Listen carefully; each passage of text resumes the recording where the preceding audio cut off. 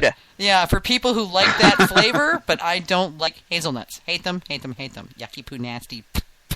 I love them, but they hate me. It's just apparently all chocolate spreads contain this stuff. Yeah, yuck poo nasty.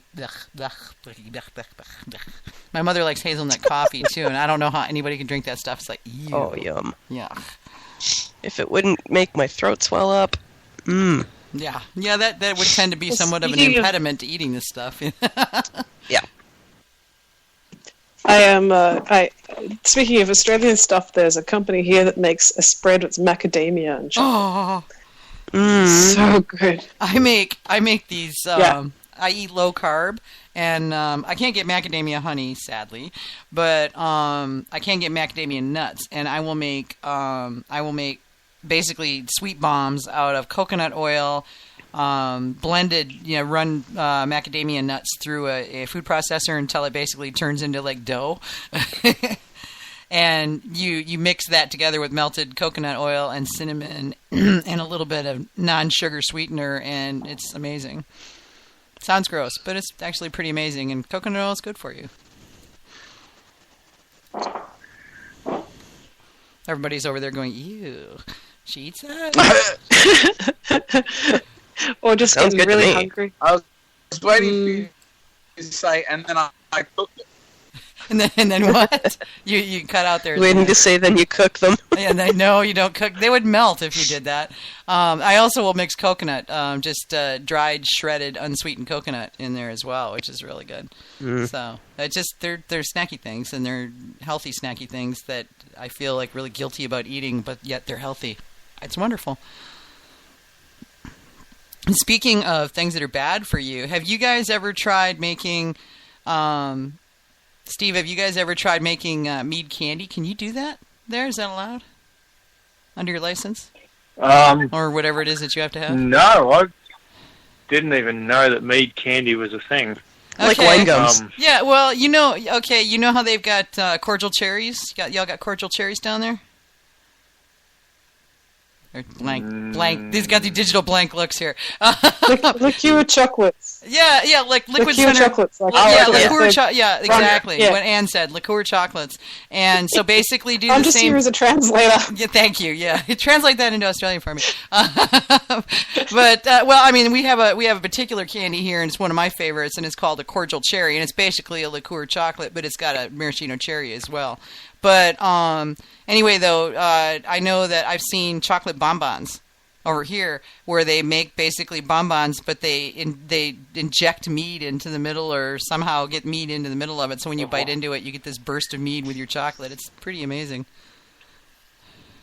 No, I can't say we've looked at that. We've looked at mead ice cream.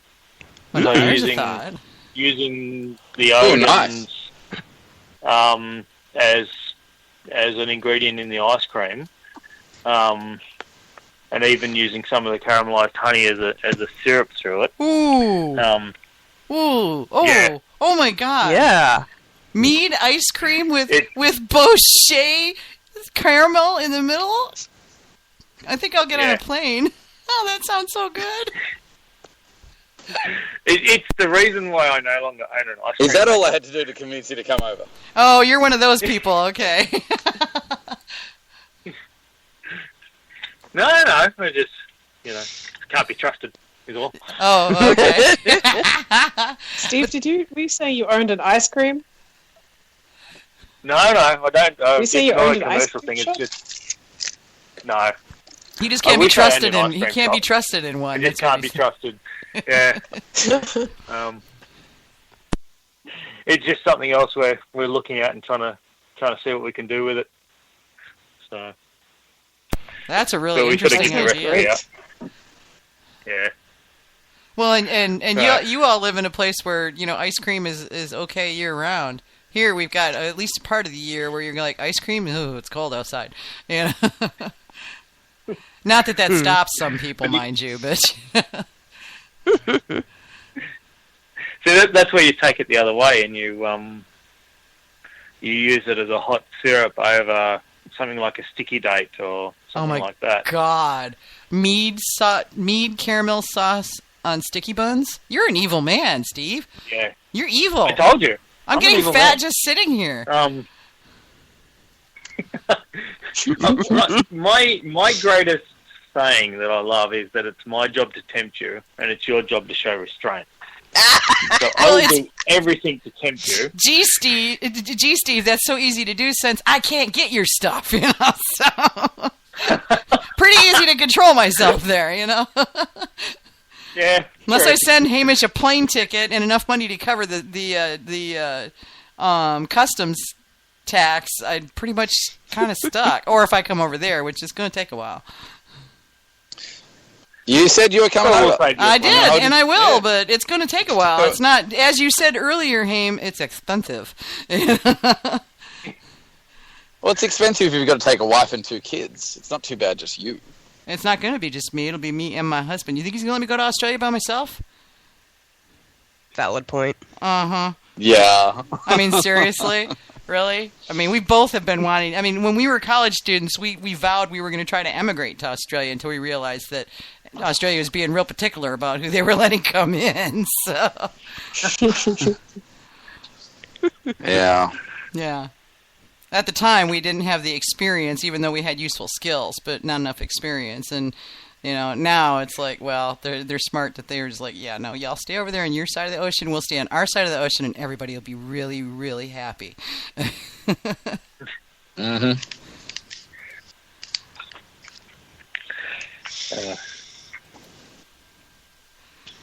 We have to get AJ her shirt. She and I saw a shirt on, it's popped up on our Facebook feeds, and it says, "In my defense, I was left unsupervised," which is pretty much AJ all over. And I got We found one for Vicky too. and I have it. I'm I not bought like it. other teenagers. I'm in my 50s. Yeah. Yeah, it came in the mail while I was on vacation. It was here when I got home. it? Yeah. Damn straight I bought it. I totally needed that shirt. Nice. But yeah. So, Steve, have you used many Australian fruits? Oh yeah. You got some fruity meads. Sorry, coming I'm up. going back on topic. No, that's cool. We do that, Shame on and you. you'll notice that we range. We do. We're like free-range mead drinkers. I have. I listened to the full back catalogue. Yeah. We tend to use blackberries, blueberries, raspberries, and strawberries. Australian grown when we can get them is always preferable. But as for more like the natives, like say finger limes and those sort of things, we haven't gone to that side of things yet. We're sort of finding ourselves moving more into the braggot area. We're sort of finding that's a really good way to bring the craft beer guys across and introduce them to meads. A good gateway. Yeah. So we've got a bit of a range of the fruit wines, but we're sort of seeing things move a bit of a different direction for that. Although I know a few guys who are using native finger limes. Like I think Joel over at 100 and the Harp is playing around with a lot of those Australian native guys. Yeah, well, Thistle's got a Quandong made out. Yeah, and it's good. Yeah. That's a really good mead, that. See, it's also got pineapple and chocolate mead out, which is, I think it's pineapple and chocolate, which is really nice. I don't Really? think I've tried that one yet. Is that one of the ones you got chili? had in the pile? No, I haven't seen that. Oh. So I know she's got a chili chalk and an orange chalk. Yeah. I didn't see any Sure pineapple. I've seen a pineapple one come through. It's also got an apricot and chocolate as well, which is quite nice. Yeah, I think I remember that. Yeah. Yeah. But yeah, so more 100 and the Harp for those sort of natives than us. But that's okay. That's our direction. Yeah, that's cool. Yeah, no, that's awesome because I suspect there's not a lot of braggots happening down there. I mean, as it is, I mean, you're you're still working with a fairly small, there's a fairly small number of meaderies, but braggots are, heck, I mean, even though everybody knows about them here, there's not that many meaderies making them here, so I imagine there's not all that many there either. No, we've got 4 on the market, with another 2 on their way through.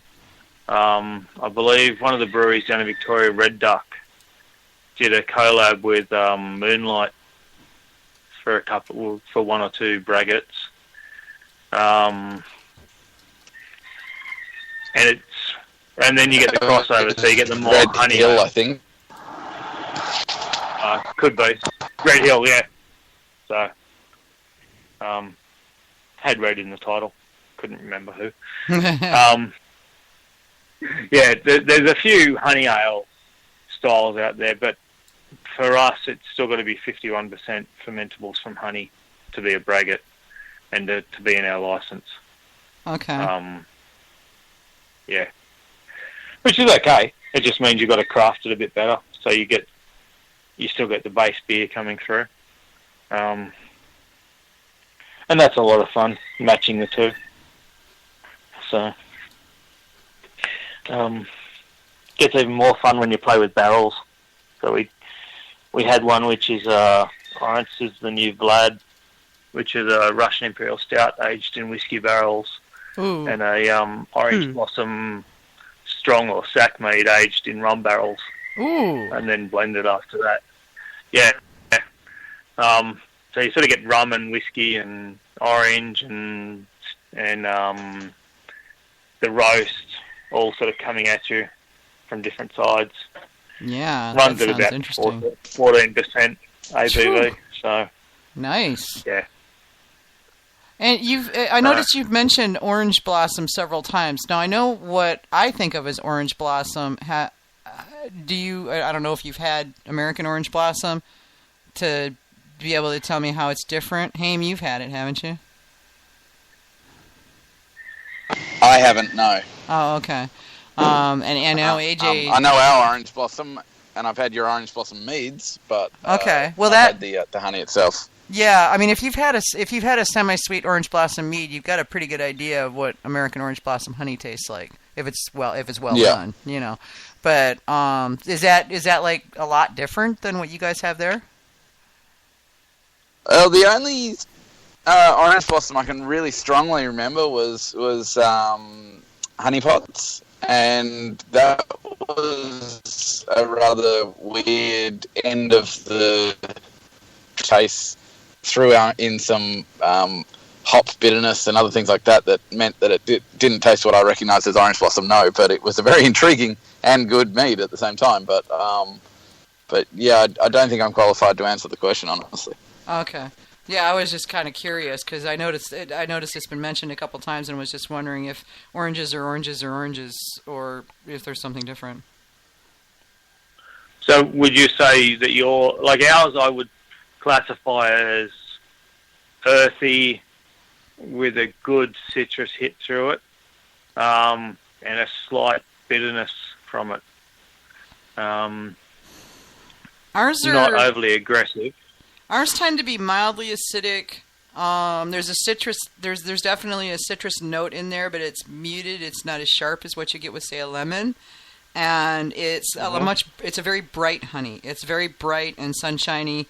It's been, a lot of people describe it as sunshine in a glass. You know, I mean, it really is candy. Yeah, it's like candy. Orangey sunny color.